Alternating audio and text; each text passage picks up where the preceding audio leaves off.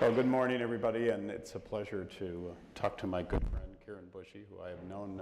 I warmed up the audience by telling you where we first met, so don't worry. Believe half. Yeah, okay. So you pick which half. Yep. Let's start at the beginning, and your childhood and college and a different perspective of the environment that these people don't have all day. Yeah. If I could, though, may I just first of all apologize? I was in the wrong place, but I'm often in the wrong place. And I would like to thank you all. This is an incredible honor for me to be included and asked to do something like this. I never had the opportunity to go to college. So at the ripe old age of 73, here I am at college. But I do appreciate it. And I am truly honored to be among you. And with Todd. You know.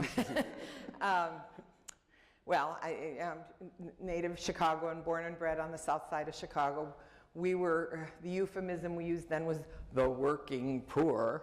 I've been blessed to have been a Christian my whole life. I was baptized New Year's Day 1941 and have been a daughter of the church since I was born. And I consider that one of my true life blessings.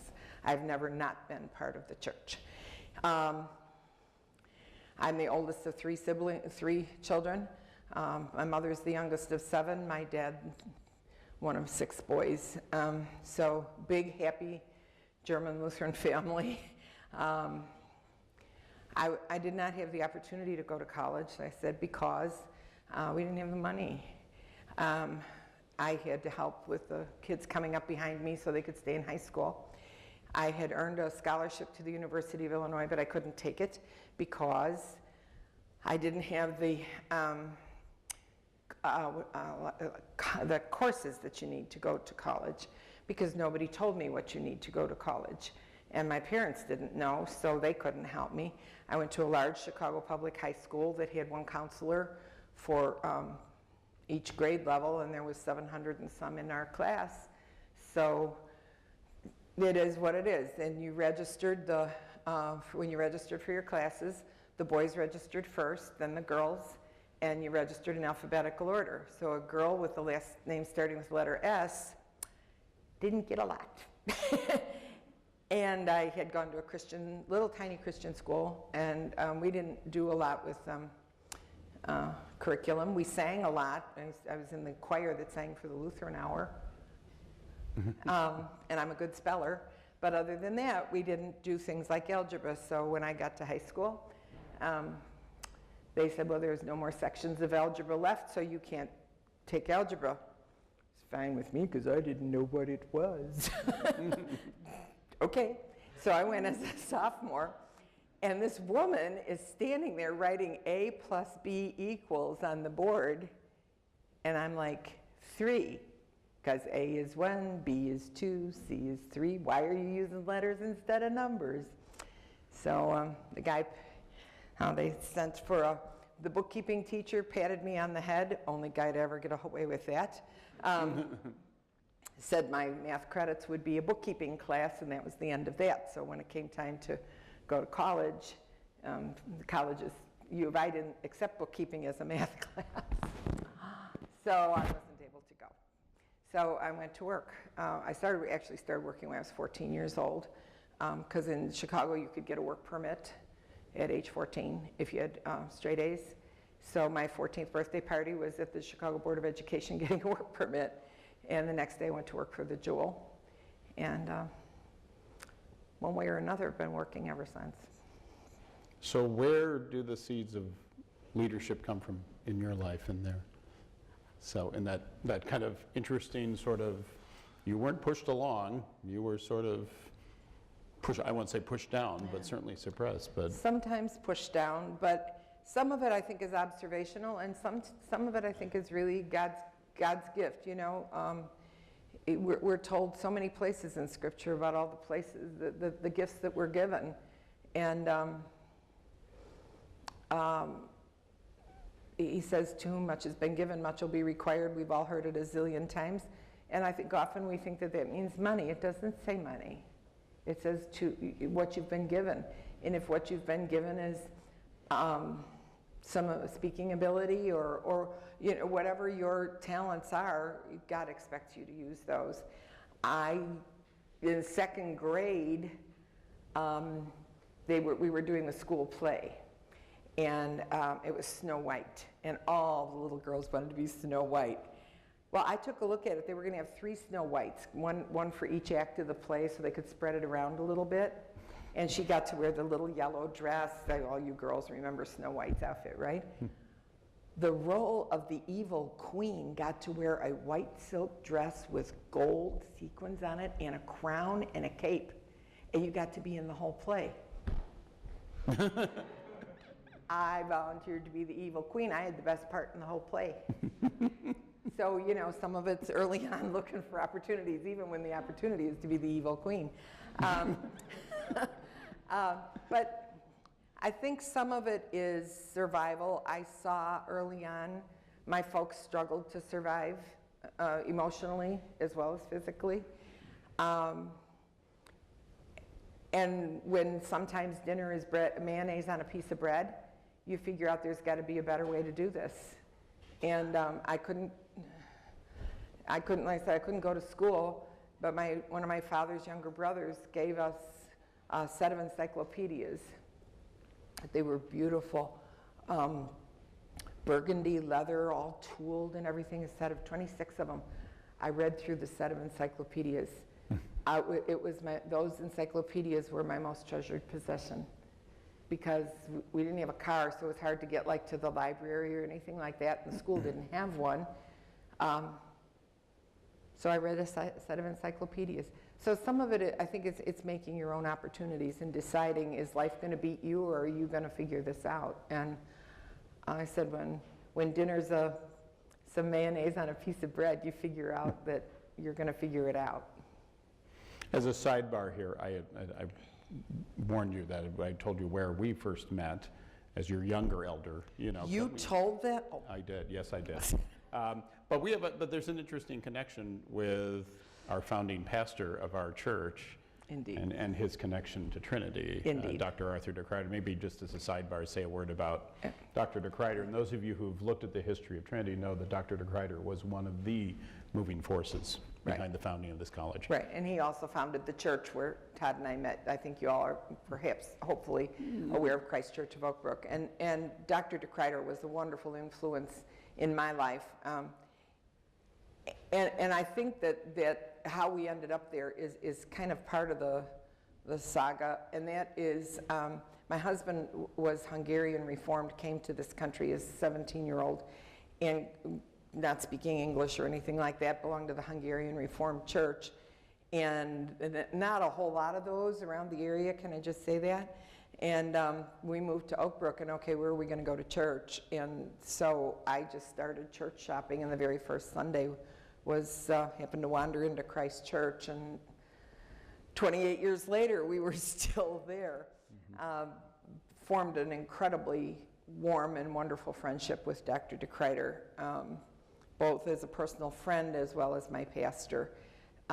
When I eventually had the opportunity to go into government and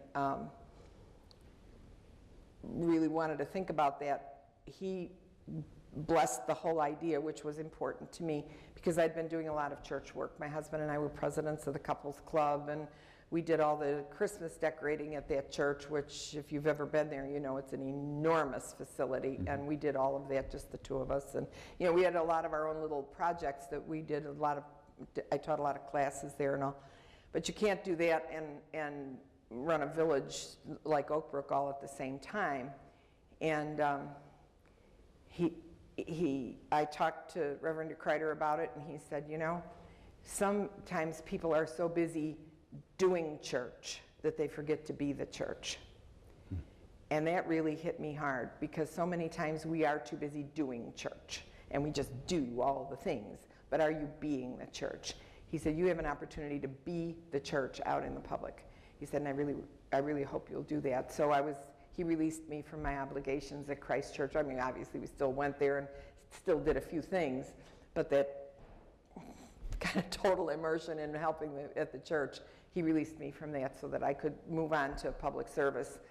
And that really meant a lot to me, and we remained really close friends till he died. And I have to say to all of you that are part of Trinity, this place had a wonderful warm spot in his heart. He spoke of it often, and he was incredibly proud of this place. And so I knew of it long before I knew, you know, the realities of the facility itself, because our Dr. DeKreider was just that much in love with what you all are doing here. Before I go down the road of politics, you sort of implied by your comment that you said that you felt that your leadership was a gift from you. But do you think leadership can be developed? Do you think that's a realistic goal? Yes, but you have to want it. But you have to want it inside, not in your mouth. Because it's easy to assume in any relationship, whether it's a marital relationship or a boss-employee relationship or a relationship in a church, and all, what you say with your mouth has to match what's in your heart, or it's not going to be successful. And if some people really don't want to be a leader, then say that. But if you do, you have to cultivate it and be willing to bump your nose and be willing to say, oh, I'm going to do that again, and pick up the pieces and move on, and not get yourself so wrapped up in your own ego and your own sense of self that becomes the roadblock to achieving anything. So like I said, I think the seeds of wanting it have to be there, because if you don't really want to do it, was it Dale Carnegie, I think, said, a man convinced against his will is of the same opinion still. So it can't be just a facade. That's a good segue to talk about the road into politics. So why don't you talk about how that started?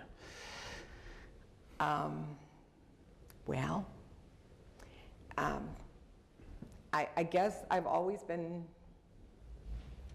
interested in government. I really honestly don't like politics for all that is the current connotation of it. People roll their eyes and whoa. But the role of government is fascinating to me, and it always has been since way back before you were all even a twinkle in your grandmother's eye. In the early 50s, President Dwight David Eisenhower he was one of the first presidents to accept the nomination of his party on television. And we had a television then, and not everybody did.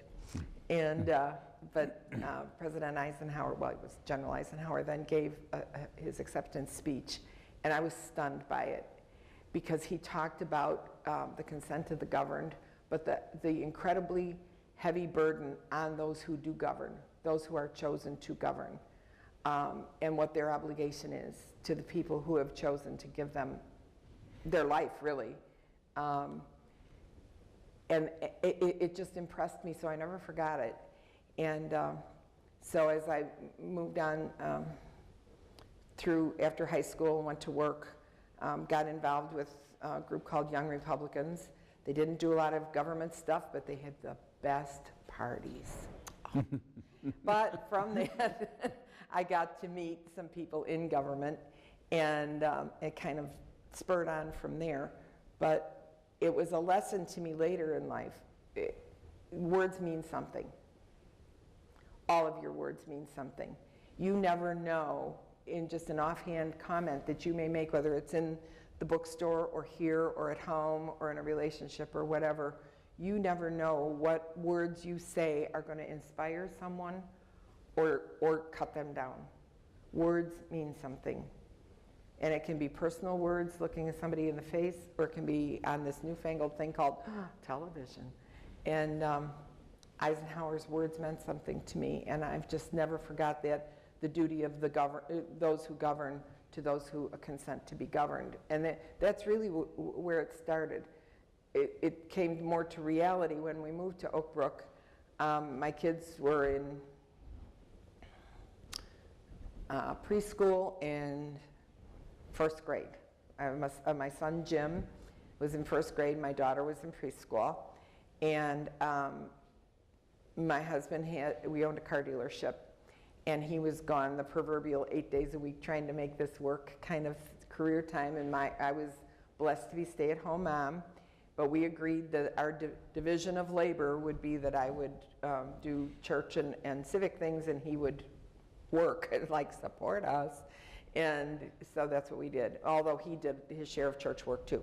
But I met the man who was then president of the Village of Oakbrook, was also on the board of trustees at Christ Church, and one of Dr. DeKreider's very close friends.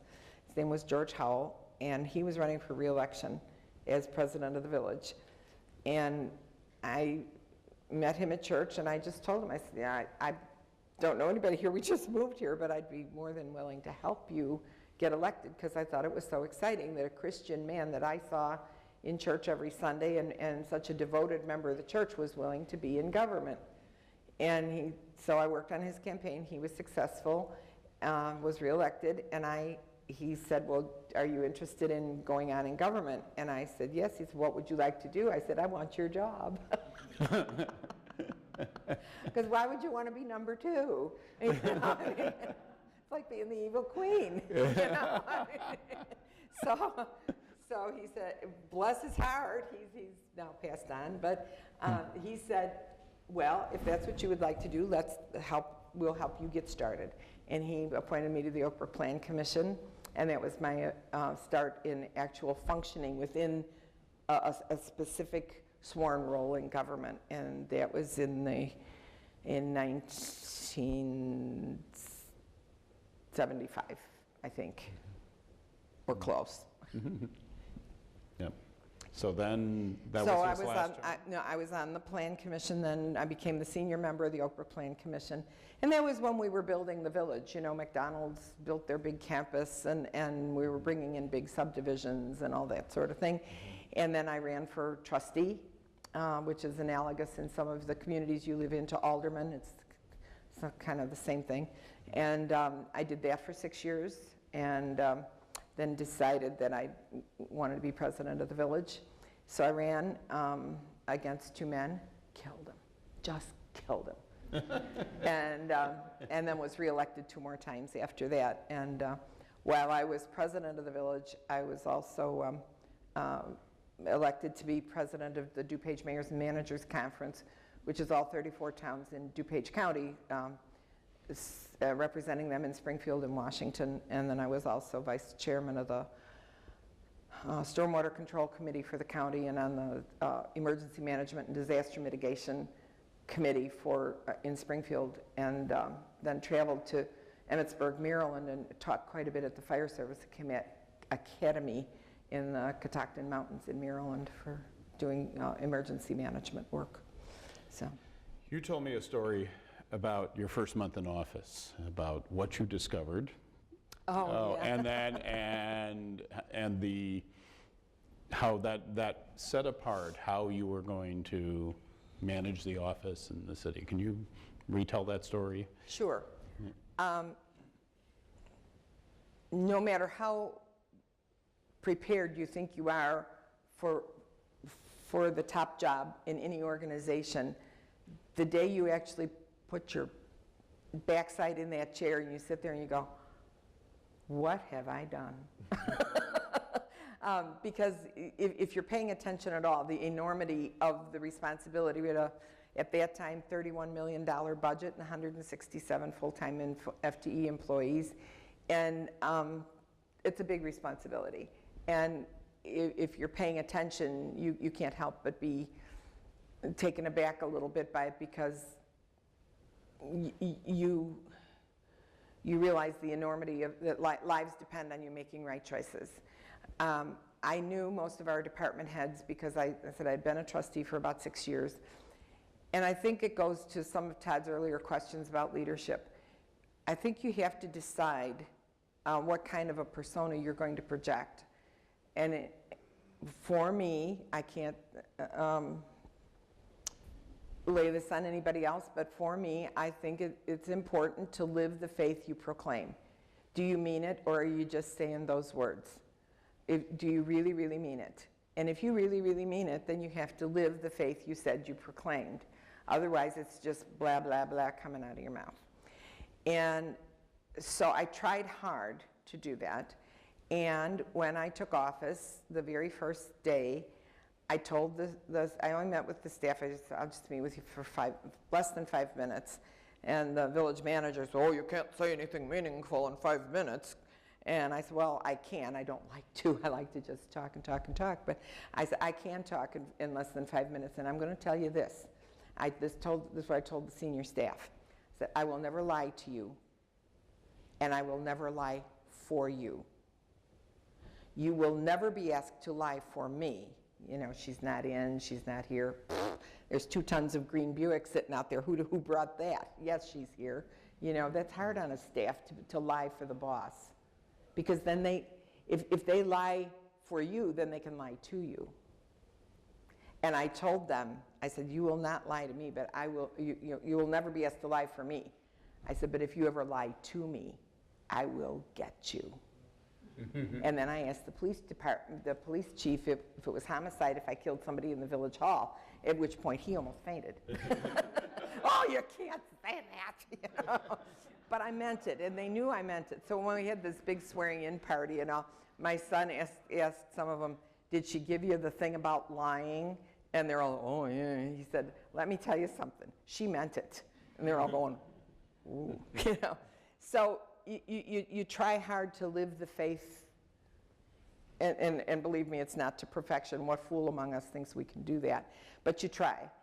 And I was in office, I want to say maybe 3 months, 4 months in that, you know, early in it. And the director of finance came into my office and, you know, with all the drama, drama, you know, with the pose, we've got a problem. Well, no kidding. Every department head that walked in the door had a problem. And so I said, okay, what is it? Well, to cut this short, she had discovered that we were double charging people for water, which is a little illegal. And and I just looked at her and I'm like, well, can we stop it? Do we know what happened? And she said, I think so, but we had just changed our whole computer system over and they had not dumped the information into the new system. So it was kind of a sorting thing, and you computer techies know more about that than I do because I didn't know what she was talking about.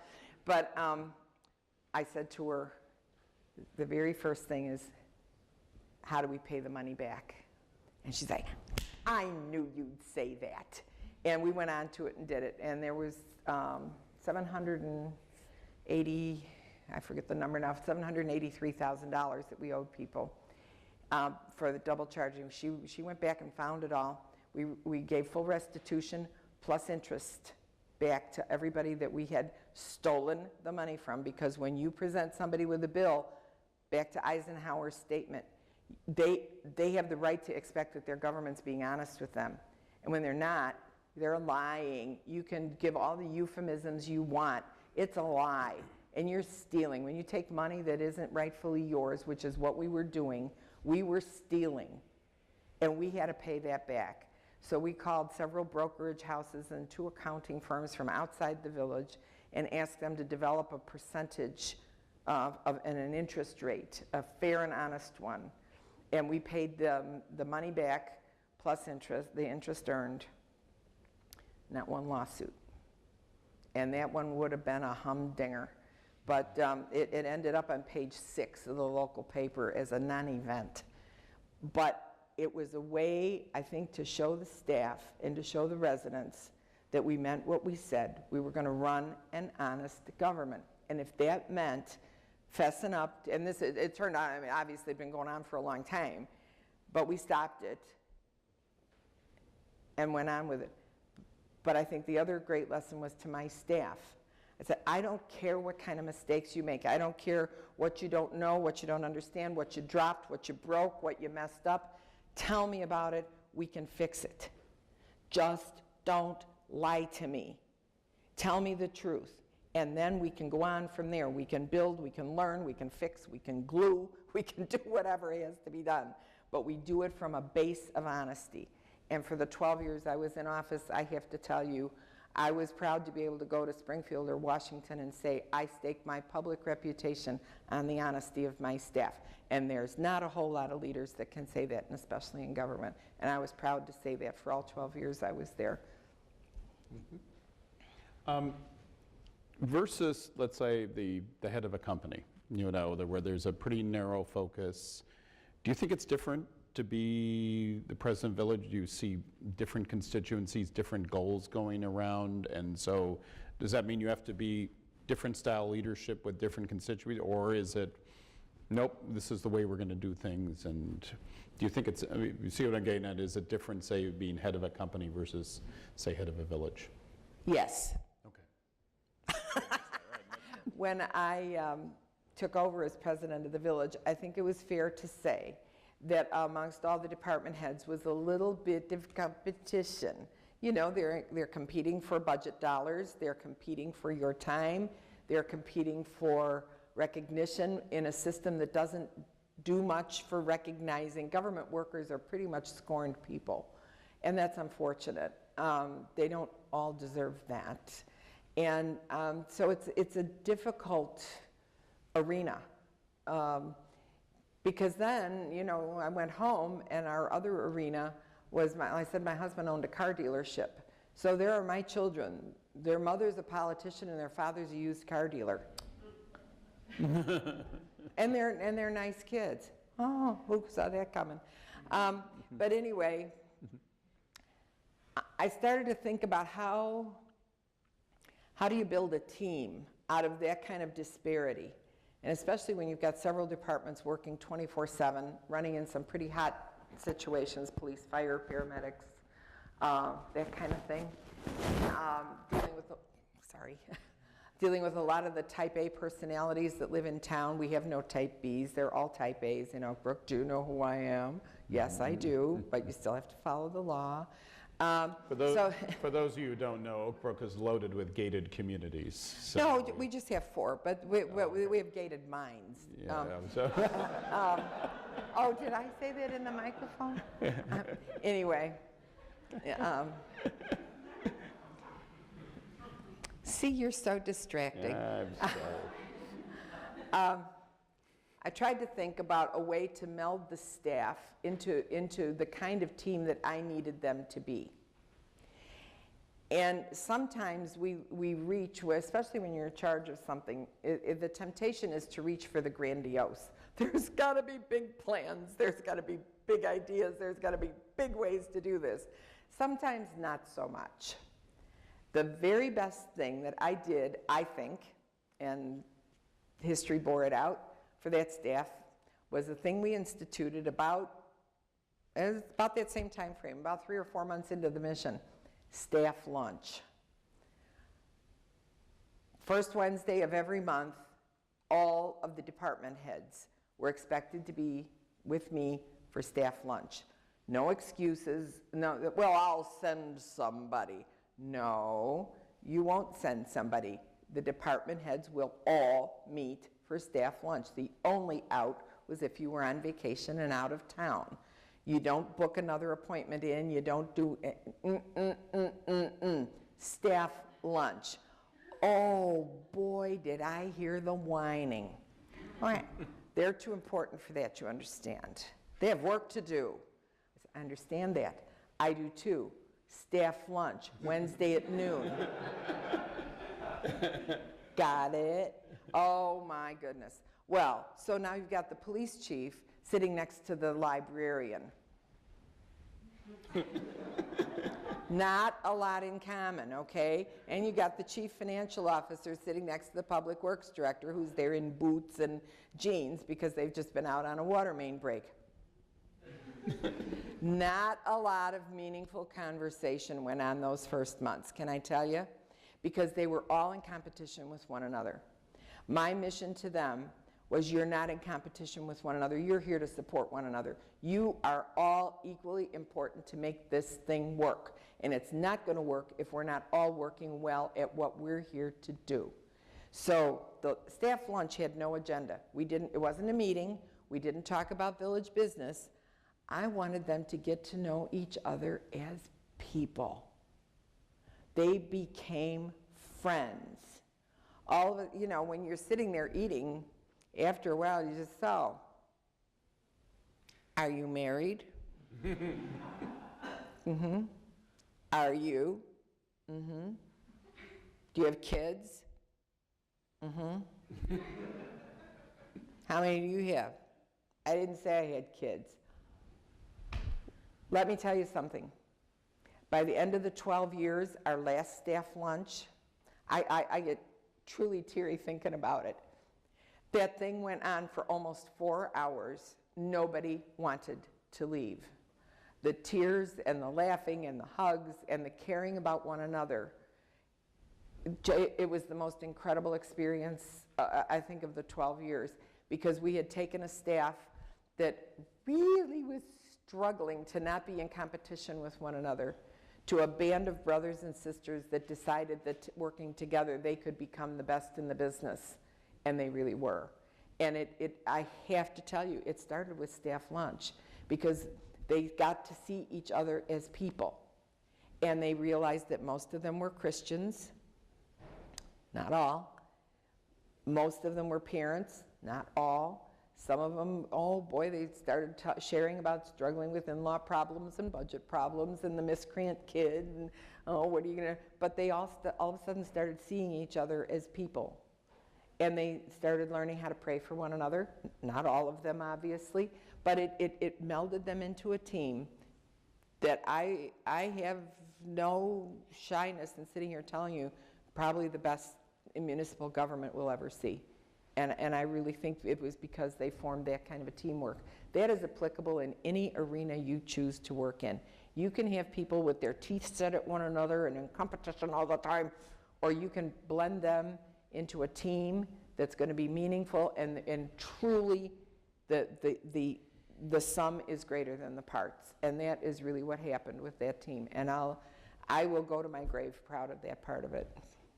So you left office, didn't lose, you left office. I chose to leave. Chose to leave, and then, instead of retiring, started a business. Talk about that decision and why, and what motivated you to do that. Yeah, our family doesn't retire well. Okay.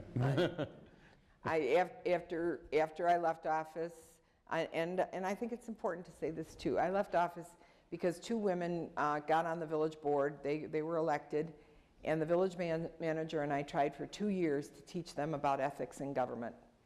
And every day was like the first day. And we got no place for 2 years.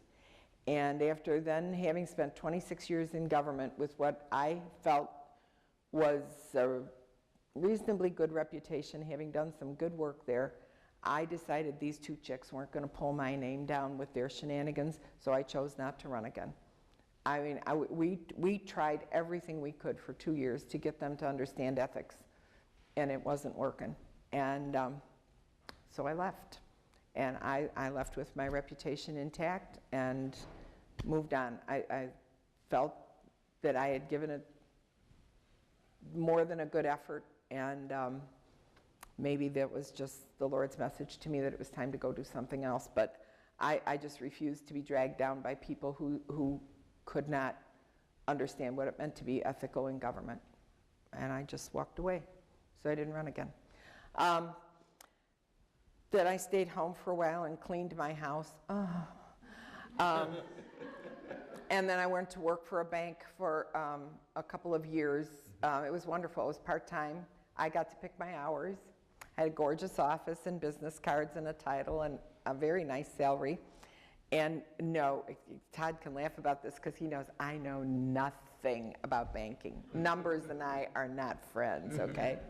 But they hired me because they basically bought my Rolodex, was what it was. I mean, I'm not so stupid that I didn't know that part. So I did that for a while, and then through a series of unusual personal circumstances, my husband had left us and all that, which is a story for when we're over drinking coffee someplace else, if you care.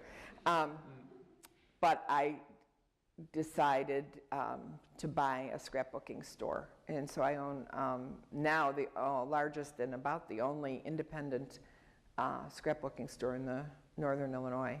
and it's in Downers Grove. And it's 6,000 square feet of scrapbook stuff. And we cut and glue things. It's like going back to kindergarten. We glue and paste things all day long, and I love it. But, you know, my sister, let's see, I'm 73, so my sister's 69. She's now selling real estate. She retired from what she was doing, and now she sells real estate. My brother is 66, and he retired from being the publisher of a newspaper, and now he owns a big greenhouse company. So I said, we just don't retire very well in our family. We just keep going. I got time for one more, then we'll take a question too. But you told me what the motivation for running the store, not profit and loss, but something else. Well, I think I think this is what God wants me to do. No, I'm not making any money at it. I'm having a wonderful time, and I love it. And I'm not making any money. And my accountant and my kids, I think, are ready to have me committed. But it's the opportunity to talk to people about how much God loves them in the context of their family, whether it's a broken family or a celebratory family or family that's gone or whatever. We have a lot of, yes, men and women who do scrapbooking. And it's a chance to tell your family story, really. We're working hard to get people to be proud of your heritage, be proud of where your grandparents came from, if they worked the soil in another country or this country, how they came here, whatever your heritage is, be proud of that. You know, there was a time when the families all clustered together. I have 18 cousins on my mom's side. We were our own little posse, you know.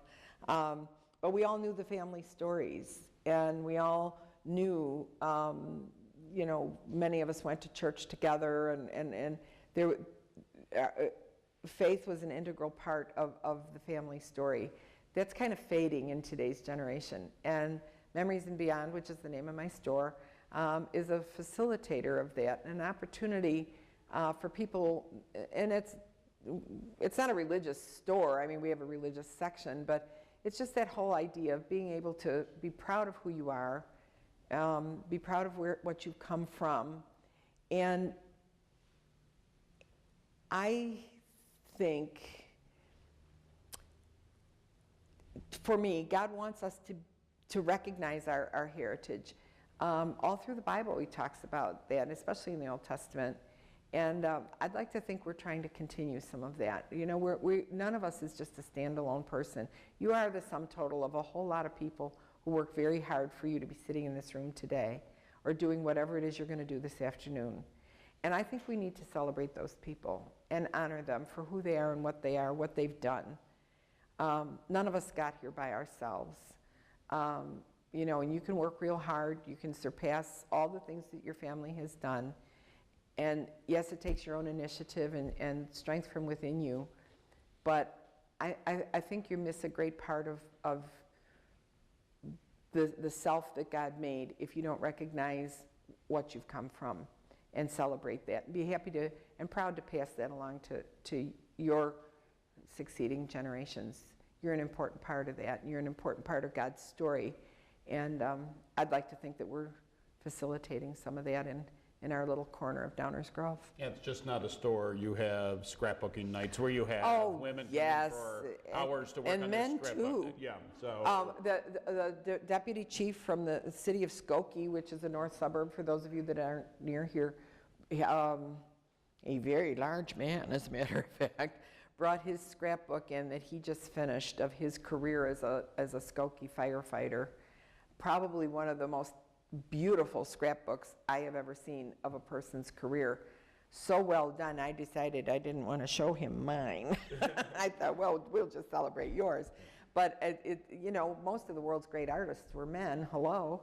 You know, so we do surprisingly get a lot of men that are willing to come in. Mostly they come in with pictures of fish. They want to show their fish pictures.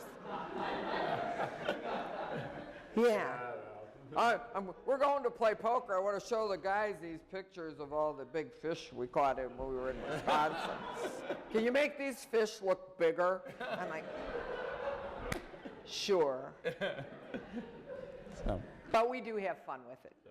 All right, we got a few minutes to take a question or two.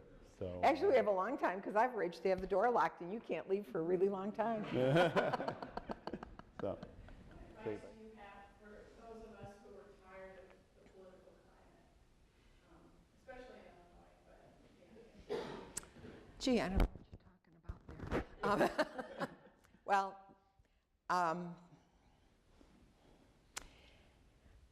see, that's good for a 3-hour diatribe on my part. I'll spare you that. And I'm not going to ask you directly, but I'll just collectively make the statement. It starts out with, did you vote? This last election, we had less than 25% of the people came out and voted. Well, let me tell you, when you're running for office and you put your family on hold, you put your life on the line, you put money into it, you put effort, you put work, you try and get good people to run, and then we're all excited if 23% of the electorate bothers to show up. That's how you start. Vote. The next thing is, and especially among Christians, we're really good at whining to each other and telling each other why we don't like a candidate because of their stance on abortion or their stance on this and their stance on this, and they did this and they said that, and the guy buys his shirts at Costco and I don't like Costco, and you know, blah, blah, blah, blah, blah. When is the last time you ever contacted somebody in office and let them know, good or bad, that you liked or did not like how they voted on anything, or told them how you feel? I have to tell you, I was in government 26 years. We are not mind readers. I had my children thinking I was a mind reader. They still think I'm a mind reader, but I'm not really. You don't hear from people. If you read the papers, heaven help us all, you know. So good or bad, you generally don't hear from people. So, you know, as Christians especially, if you don't like a stand somebody's taking on something, or if you do like, if they've done something well, when's the last time you let them know? You know, one of the greatest things to me was when people would come up to me and tell me, I know that you're talking about budget in the next month. We're praying for you. Do you know how wonderful that is to hear that? When is the last time you said that to anybody or sent them a note and say, I saw that you did this, or whatever? We spin our ideas around amongst ourselves, and then we don't understand why the politicians don't do what we want. And I say we collectively, because I mean, I'm in touch with them a lot, but not as much as I could or should be. None of us are. But that is where you start.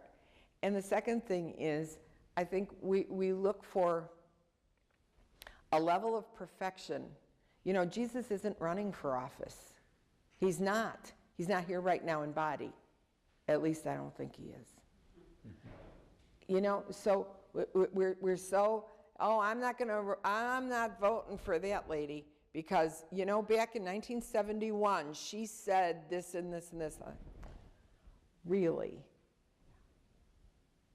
You know, I just think that we become so judgmental on the minutia of life and don't step back and look at the broad picture of what is this person really able to do, and what are they proposing really, what are they saying.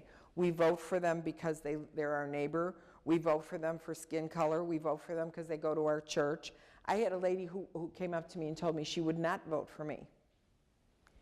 And I said, well, you know, okay, it's your choice, but why not? Is there something I could help you? She said, well, I know I couldn't do the job, so I'm not sure you can. Okay, how do you argue with that, you know? But I think